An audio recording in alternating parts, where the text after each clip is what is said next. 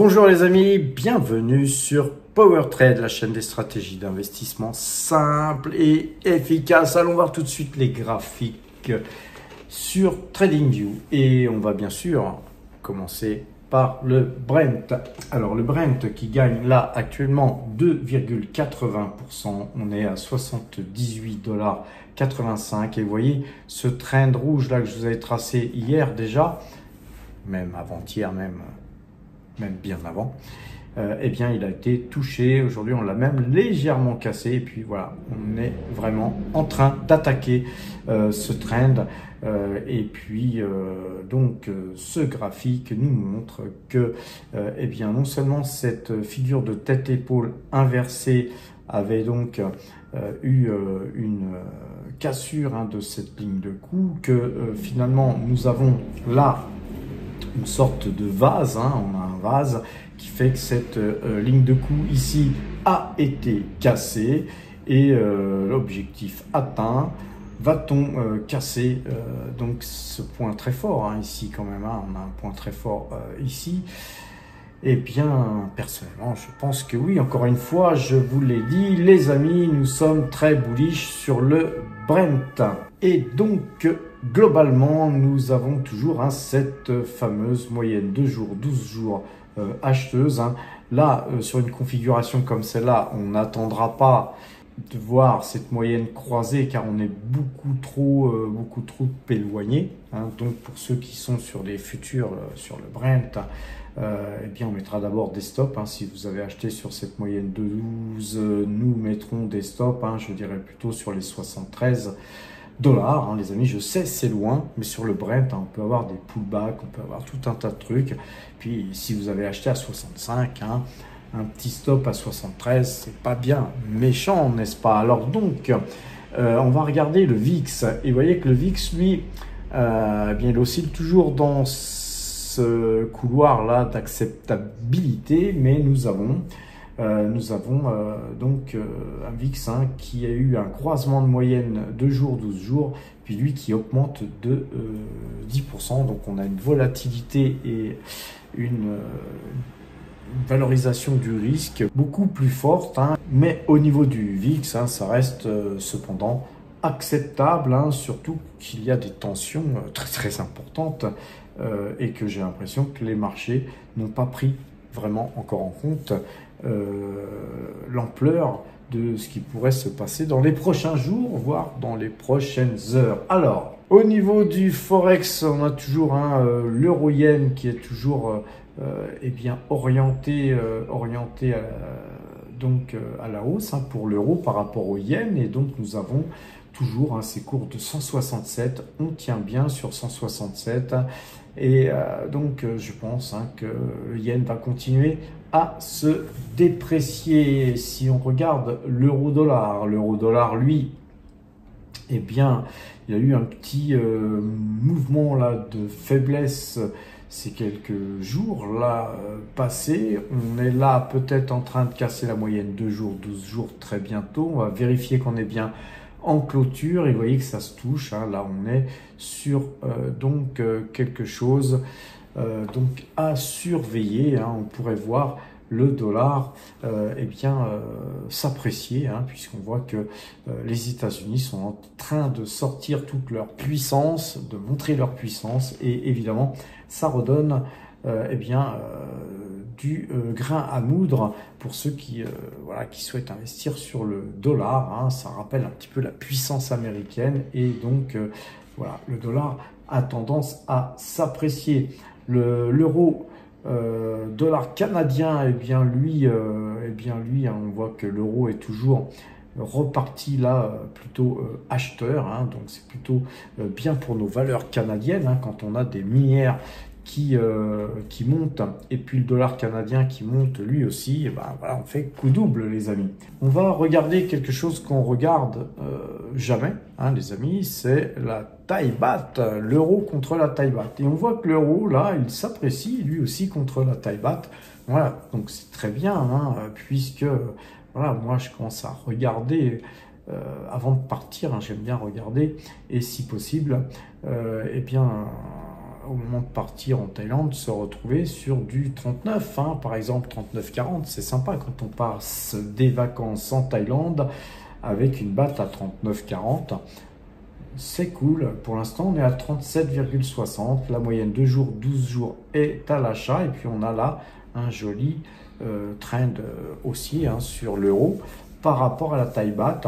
Encore une fois, hein, pour ceux qui veulent aussi investir en Thaïlande, acheter un condo ou etc., ce que moi je ne conseille pas, mais eh bien il faut regarder la Thai baht, les amis, hein, pour ceux qui veulent aller vivre en Thaïlande, avant de faire des virements en euros sur votre compte en Thaïlande, eh bien il faut effectivement toujours avoir l'œil sur la moyenne 2 jours, 12 jours bien sûr. Alors regardons une valeur qu'on a en portefeuille, une valeur sur laquelle on a des convictions fortes.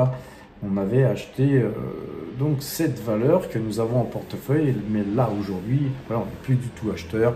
On attend de voir plus bas. Vous voyez que cette valeur, hein, c'est donc BYD coté à Singapour, hein, les amis. Hein, si vous voulez faire des petites lignes, eh bien achetez cette valeur à Singapour.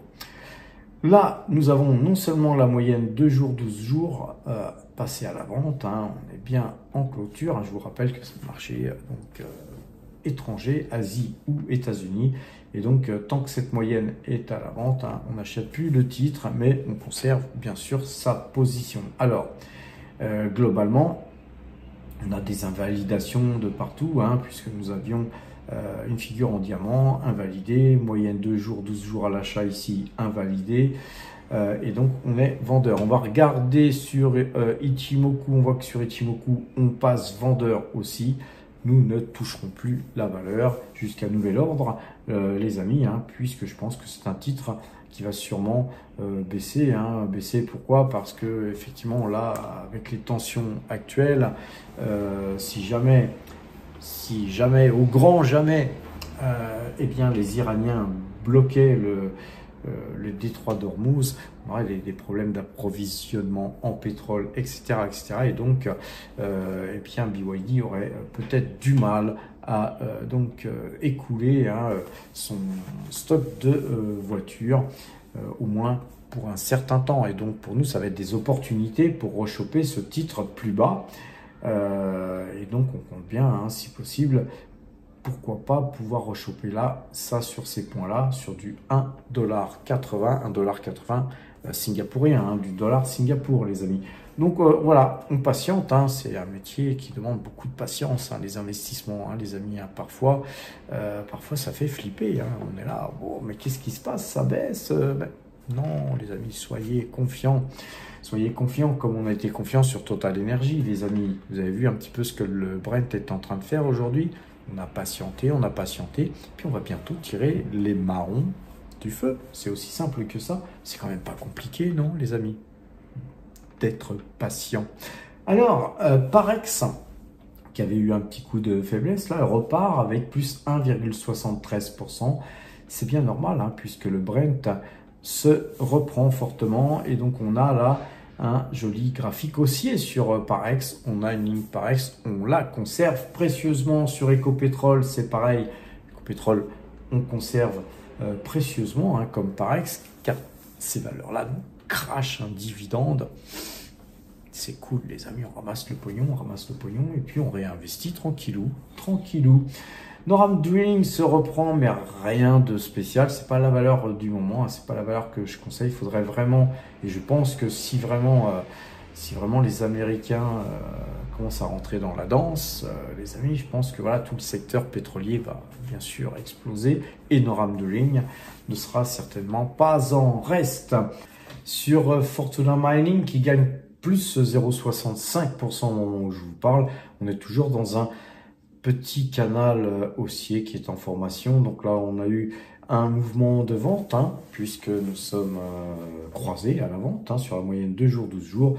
Mais on conserve précieusement nos titres. On a GTT qu'on a hein, donc sur le portefeuille croissance qui se reprend, plus 0,79%. On est là sur une belle configuration haussière, hein, vous en conviendrez. Nous, on avait largué nos titres hein, sur le portefeuille Power Trade de façon à avoir une capacité de pouvoir réduire nos lignes et puis d'investir un peu plus massivement sur Total Energy qui allait verser un dividende. Et ce dividende-là, ça y est, le coupon est détaché, donc c'est cool.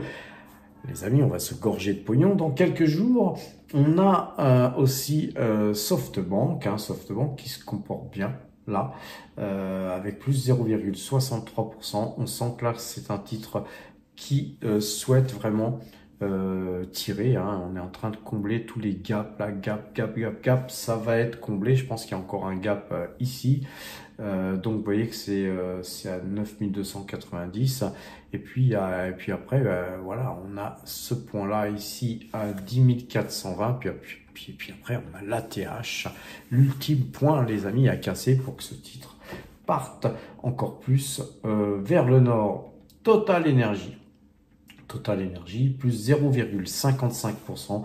Là les amis, on a bien consolidé à la hausse sur Total Energy, croisement de moyenne mobile 2 jours, 12 jours.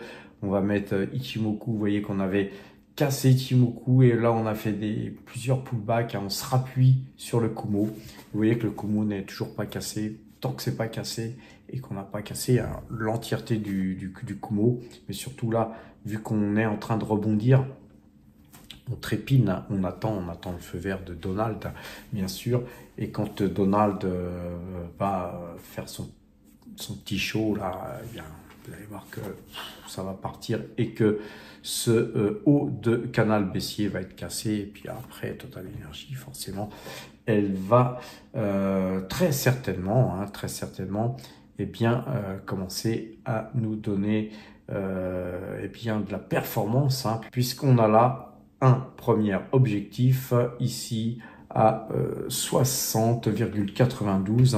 Les amis, pour moi, c'est le premier point.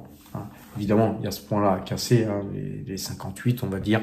Mais voilà, la zone des 60, là maintenant, aujourd'hui, elle est à portée. Concernant MPC Container, c'est toujours bullish. On a toujours là, on pourrait le dessiner, un canal là, ici, haussier, voilà, on l'a dessiné. Et donc, tant qu'on restera dans ce canal, eh bien, c'est haussier. Pour moi, on a Waga Energy. Et vous voyez que donc, sur Waga Energy, on consolide. Et c'est assez joli, ce qui se dessine. Un joli pattern, là. Par contre, il ne faudrait pas casser, il ne faudrait pas que ça décroche. Et c'est plutôt, moi, une crainte que j'aurais si j'étais acheteur du titre, car on voit bien que sur ces prix-là, eh bien, on a du mal à trouver une orientation. Et moi, je considère cette figure comme un bras tendu. Alors, vous savez, quand on a le bras tendu comme ça, trop longtemps, on commence à avoir des crampes et puis on baisse le bras. Donc, si ce bras se baissait, on aurait croisement de moyenne mobile 2 jours, 12 jours. On va mettre Ichimoku qui est forcément très loin.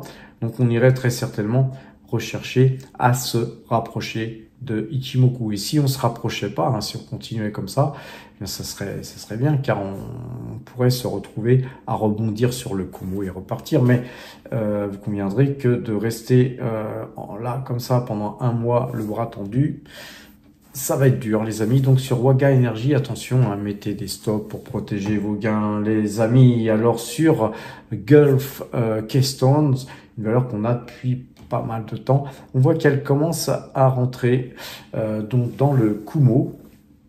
Donc, on n'est pas encore sorti par le haut. Et tout simplement, c'est le Brent qui aide donc cette valeur à se reprendre. Je vous rappelle que c'est une valeur qui est principalement donc situé en Irak, c'est une valeur qui exploite du pétrole en Irak et donc effectivement, comme on dit, ça fait flipper sa mère car c'est pas très très loin de l'Iran, donc il se pourrait que les Iraniens balancent un petit scud là ici, sur l'Irak, mais je pense qu'elle a trop à faire à balancer des scuds en Israël, leurs petits missiles, la balistique, voilà. Donc cette valeur, je pense que les gens prennent conscience que le risque est plus ou moins écarté sur l'Irak. Et voilà, cette valeur se reprend. Elle était sortie de son canal très haussier. Hein. Là, nous, on va retirer la Ichimoku. Et on n'attend plus qu'une chose, hein, c'est qu'elle reprenne le chemin de la hausse. Hein. Nous, on a une toute petite ligne de rien du tout sur cette valeur. On va terminer, les amis, sur Tesla. Tesla, hein, je sais que beaucoup d'entre vous la suivent comme le lait sur le feu, car beaucoup d'entre vous n'ont pas souhaité sortir avec moi là sur les 390 et les 384, là où on avait fait du 131% de gain, les amis, et donc beaucoup la surveillent. Et donc là, moi, je suis neutre, hein, donc j'ai pas du tout de biais haussier ni de biais baissier. Enfin, si, j'ai quand même un biais peut-être baissier, car je pense que cette valeur va baisser. Donc là, c'est quand même un biais. On regarde si on est bien en clôture et on voit quand même hein, que là, c'est quand même plutôt baissier. On a la moyenne 2 qui est prête à couper, mais elle ne coupe pas. La bougie du jour, là, elle a tendance à se dégonfler. Donc, si on clôture comme ça, puis que demain on repart, ça restera haussier. Hein, mais si jamais demain on avait la moyenne de 12 qui cassait sur Tesla, eh bien, les amis, je pense que c'est plutôt la zone des 273, là, sur ce plus bas, qui serait l'objectif, qui serait le premier objectif. Hein, puis après, si on cassait ça, eh bien, les amis, comme vous le savez, eh bien, moi, je vois plutôt cette valeur passer en dessous de 215 et d'aller, pourquoi pas, revenir là sur ces points ici, hein, sur les 150, hein, on va dire 140, 150 $. Je pense que c'est là, sur ces points-là, les amis, qui ne sont que des cours qui ont coté au mois d'avril 2024. Hein, donc, vous voyez que c'est pas non plus incroyable de voir Tesla revenir sur des cours d'il y a environ un an. Donc, soyez prudents, hein, les amis, pour ceux qui ont acheté là, sur cette zone-là, vous avez certes bien fait, mais n'oubliez pas de placer des stops, encore une fois. Voilà, concernant, hein, concernant toutes ces valeurs que nous avons en portefeuille. Sur Mineros, eh bien là, une valeur qui ne fait rien. Là, aujourd'hui, on est sur une valeur qui ne bouge pas.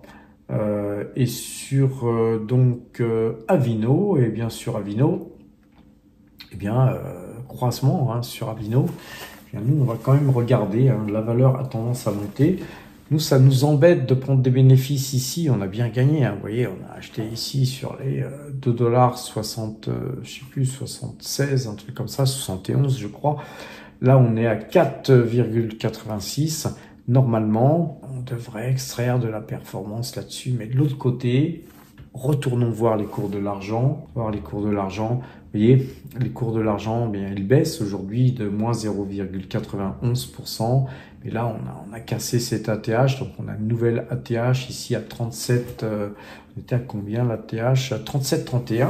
C'est magnifique, hein, c'est quand même des cours sympathiques. Et puis là, évidemment, prise de bénéfice, mais on n'a toujours pas de croisement de moyenne de jours, 12 jours. Donc, j'ai pas envie de me planter. Le silver est toujours acheteur. Eh bien, je vais garder mes titres, mes minières argentifères. On va garder ça, les amis, en portefeuille, puisque de toute façon, on est couvert par le pétrole qui va très certainement booster. Donc, regardons les portefeuilles. Le portefeuille PowerTrade gagne 6,30% depuis le début de l'année, hein, depuis le 1er janvier 2025. Dans le même temps, le portefeuille Value, lui, gagne 22,50%. Et quant au portefeuille mine, il gagne 37,93%, hein, pareil depuis le début de l'année. Et le portefeuille croissance, lui, ne gagne que 0,29%. Encore une fois, vous savez qu'on a 34% hein, d'espèces hein, sur ce portefeuille croissance, car nous sommes plutôt frileux hein, sur les graphiques hein, des valeurs de croissance, et puis surtout sur la politique américaine, et donc toutes les valeurs vraiment américaines de croissance eh bien me laissent perplexe, et donc je préfère rester investi sur GTT, Alphabet, L'Oréal, Taiwan Semiconductor et BYD, qui a bien morflé BYD. Et comme BYD, c'est notre plus grosse ligne, forcément, ce portefeuille eh bien, ne performe pas pour l'instant, mais on a tout notre temps, les amis, puisqu'il nous reste des espèces. Quant au portefeuille débutant, lui, il gagne 24,32%. On vient de perdre 0,02%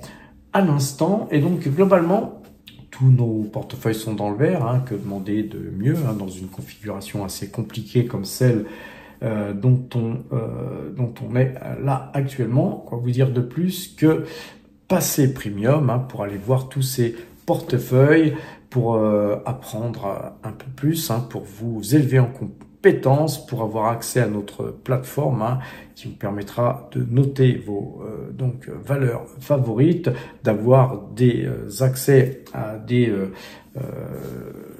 articles hein, que je vous écris régulièrement.